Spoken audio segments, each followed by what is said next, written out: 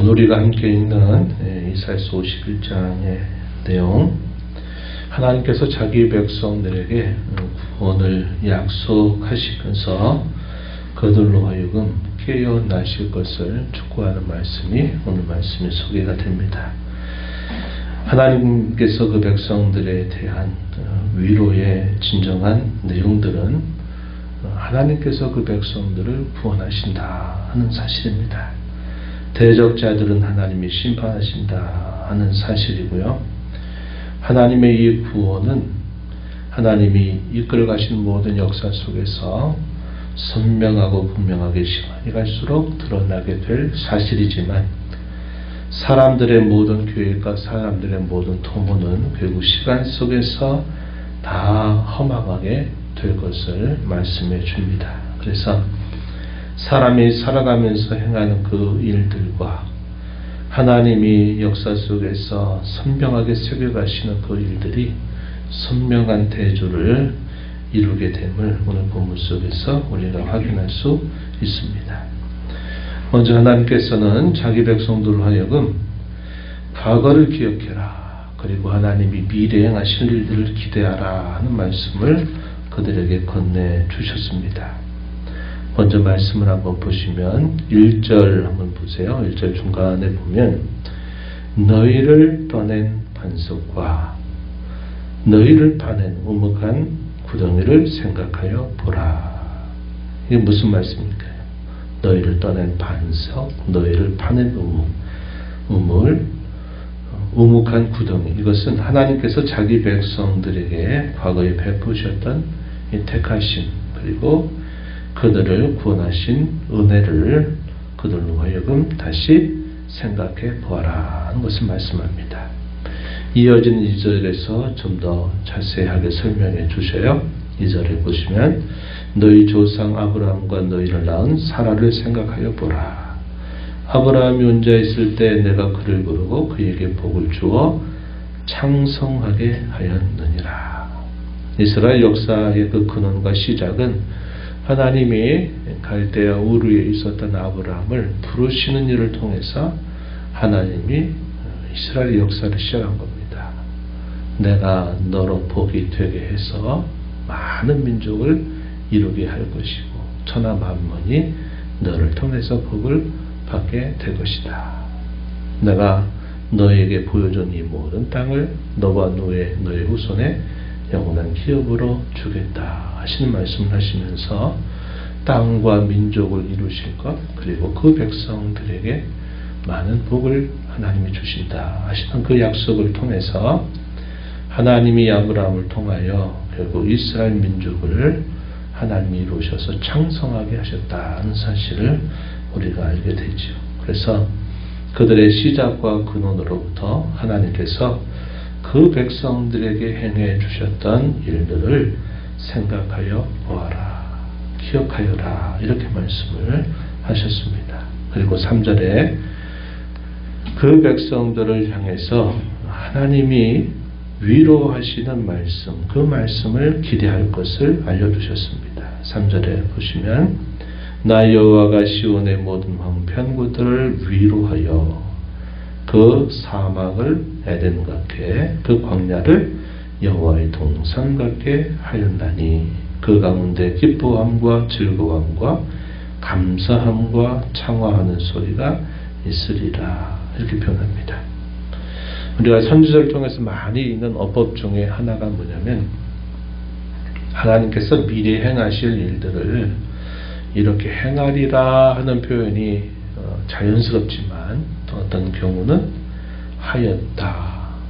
히브리어의 이 동사가 그게 두 가지거든요. 하나는 미완료용이라고 하는 겁니다. 미완료형. 이 말은 계속 진행되고 있다 하는 것을 표현하는 동사가 하나가 있고, 또 하나는 이미 완료가 된 것처럼 표현합니다. 이미 완성됐다, 끝나버렸다 하는 형식의 동사를 취해요.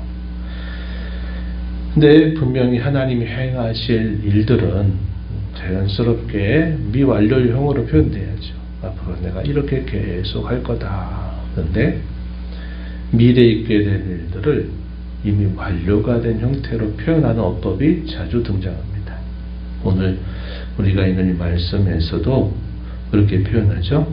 3절 앞부분에 읽은 것처럼 시온의 모든 황폐한 것들을 위로하여 그 사막을 에덴 같게 그 광야를 여호와의 동산 같게 하였다 완료형으로 표현했어요. 선지서에서 이런 표현들을 자주 사용할 때 그 의미는 뭐냐면 확실합니다 이 말이죠. 결코 그런 일이 실패하는 일이 없다. 그것이 어떤 계획에 의해서 또다시 어떤 변수들에 의해서 또다시 바뀔 일이 없다는 겁니다. 확고하다 하는 사실을 표현할 때 분명히 시제로는 미래에 이루실 일이지만 그 표현을 이미 완료된 형태로 표현하는 어법을 간간히 사용하고 있다는 겁니다. 그만큼 하나님이 하시는 그 말씀과 그 약속은 확고하다. 틀림이 없다. 결코 실패하거나 어떤 변수들에 의해서 그것이 바뀌게 되는 일들이 없다 하는 사실을 표현할 때 이와 같은 표현법을 사용하고 있다 하는 것입니다. 이 위로의 내용은 12절로 가서도 보시면은 뭐라고 표현하냐면요. 12절 가서 보면 이 위로의 표현들이 나타나죠. 너희를 위로하는 자 곧 나다 이런 말씀을 하시고요. 또 19절 가서도 보면은 마지막 부분에 누가 너를 위로하랴 이런 표현을 사용합니다. 하나님이 곧 그 백성들의 위로의 주체가 되신다는 사실을 강조하고 있다는 겁니다. 우리 사람이 어떤 위로의 말을 하는 성격은 공감입니다. 공감. 당신이 많이 아프시죠? 그럴 때 정말 아프겠습니다. 같이 그 마음을 깊이 공감해 주는 거죠. 기뻐할 때 그 기쁨을 진심으로 공감해 주는 것. 이런 정도의 성격입니다.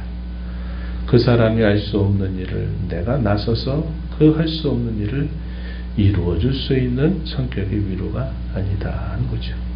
하나님이 말씀하시는 그 위로는 그런 정도가 아닙니다. 단순히 공감하는 소극적인 그런 성격이 아니라 하나님께서 그들이 할 수 없는 일들을 하나님이 친히 다 이루실 수 있는 그런 내용으로 그 백성들을 참되게 위로하신다 하는 겁니다.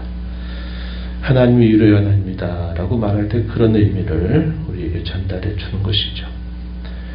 이후에 주어지는 말씀의 내용은 하나님이 그들에게 위로하시는 이 내용은 결코 폐허해질 수 없다 하는 사실을 강조합니다. 6절 하반절 한번 가서 보시죠. 6절 하반절 보면 나의 구원은 영원히 있고 나의 공의는 폐하여지지 아니하리라 이렇게 표현했습니다. 여기도 공의라고 하는 표현이 의라고 하는 표현으로 그대로 두는 것이 더 좋은 번역입니다. 그래서 나의 구원과 의가 폐하여지지 않고 영원히 있게 될 것이다 이렇게 표현했고요. 또 8절 하반절에서 역시 그와 같은 표현을 또다시 말씀하세요. 나의 의는 영원히 있겠고 나의 구원은 세계에 미칠 것이다. 하나님의 의와 구원 이것이 영원히 있을 것이고 온 세계에 미치게 될 것이다. 결코 그것은 폐허지지 않는다 하는 사실을 분명하게 확정해 주셨습니다. 반면에 그와 반대로 이 세상과 이런 모든 사람들의 모든 것들은 허망하여진다 하는 사실을 대조적으로 말씀하셨어요. 6절 앞부분에 보면은 이렇게 말합니다. 너희는 하늘로 눈을 들며 그 아래 땅을 살피라. 하늘이 연기같이 사라지고 땅이 옷같이 헤어지며 거기에 사는 자들이 하루살이같이 죽을 것이다. 그러나 나의 구원은 나의 의는 이렇게 표현했습니다. 또 8절 앞부분에 가서 보시면 또 비슷한 표현을 말씀하셨어요. 옷같이 좀이 그들을 먹을 것이며 양털같이 좀벌레가 그들을 먹을 것이다. 그러나 나의 의는 영원히 있겠고 나의 구원은 세세에 미칠 것이다. 이렇게 표현했습니다. 이 말씀이 보여주는 게 뭘까요? 하나님이 장차 시온에 베풀어 주실 그 위로의 내용은 하나님의 의와 구원이 그들에게 임할 것인데 그 일은 영원히 있고 세세에 미치게 되는 반면에 그 세상은 뭐가 같냐면 허무하게 될 것이고 사람은 오같이 좀이 그들을 먹는 것처럼 양털같이 좀벌레가 그들을 먹는 것처럼 사람은 그렇게 허망할 것이다. 이렇게 표현한 겁니다. 역사 연장이 진행되는 과정에서 하나님이 이렇게 자기 백성에게 말씀하신 바는 시간이 흘러가면서 더 선명하게 결과로 드러나게 되는 반면에 사람의 모든 말과 사람의 모든 도모와 사람의 계획은 아무리 그것이 영원히 계속될 것처럼 그들이 자랑하고 그들이 그것을 확신한다 하더라도 결국 시간이 흐르면 그들의 모든 도모들은 다 사라지게 되고 만나는 것을 보여주는 겁니다. 오늘 우리가 살고 있는 이 세계도 마찬가지입니다. 이 세상에 수많은 사람들이 함께 살아갑니다. 이 사람들의 많은 생각과 계획, 지식을 도모하고 또 첨단 과학을 발전시키고 AI 시대를 통해서 많은 것들이 마치 눈앞에 놀라운 광경으로 바뀌어지게 될 것을 사람들은 기대하지만 그러나 하나님의 이 자기 백성에 대한 위로는 결국 이 역사 현장에서 선명하게 갈수록 드러나게 되는 반면에 사람들의 모든 도모와 모든 확신과 노력들은 다 시간 속에서 사라지게 될 것을 우리는 이 말씀을 통해서 깨닫게 되는 겁니다. 그런 말씀을 주시면서 하나님이 그 백성들에게 무엇을 요구하실까요? 그들로 하여금 깨어나라 하는 것을 그들에게 촉구하고 있다 하는 겁니다. 본문 17절 이하로 한번 가서 보시면은 여호와의 손에서 그의 분노의 잔을 마신 예루살렘이여 깰지어다 깰지어다 일어설지어다 내가 이미 비틀 걸음치게 하는 큰 잔을 마셔 다 비웠도다. 그 백성들의 견책에 대한 말씀이죠. 물론 이것도 당시 이스라엘 자손들에게는 아직 있지도 않은 현실이었습니다. 여전히 이사야 선지자가 활동했던 그 시대가 히스기야 시대까지 활동을 했단 말이죠. 그때 여전히 아수르는 그 힘의 강력함을 그 고대 근동사회의 힘을 떨치고 있는 그런 상태였습니다. 바벨론 나라는 아직 크게 일어나지도 않은 상태에 있었어요. 그런데 이사야 선지자를 통해서 보는 그 역사에 대한 스펙트럼이 굉장히 넓다 그랬죠. 자신이 살고 있는 시대는 우시야 왕이 죽던 해 주전 740년경에서부터 히스기야 왕이 활동했던 시대 주전 686년 약 50년 넘는 세월 동안 예언을 하지만 이사야 선지자는 150년 후에 있게 될 일들 곧 이 바벨론의 강성함을 떨치다가 결국 이 강성함이 바사 제국에 의해서 패망당하게 된 사건. 그러면서 하나님 백성들에게 위로하시는 내용이 역사의 한 사건으로서 큼직하게 드러나게 될 일, 곧 바벨론 포로로부터 다시 본고로 돌아오게 되는 제2의 출애굽과 같은 그런 선명한 역사를 예언해 주고 더 나아가서는 700년 후에 이 땅에 오실 메시아 그를 통해서 이루실 일들을 예언하고 있고 그 예언은 이 세상의 마지막 그 역사를 완성하는 그 마지막 날까지 그 예언의 내용을 미치고 있다 하는 겁니다. 그러니까 그가 전한 이 메시지의 내용의 스펙트럼이 얼마나 멀리 내다보고 있는가 하는 것을 보게 되는 겁니다. 자, 자기 앞에 바로 펼쳐질 일조차도 알지 못하는 사람은 매일매일의 불안과 염려 속에, 근심 속에 살아갑니다.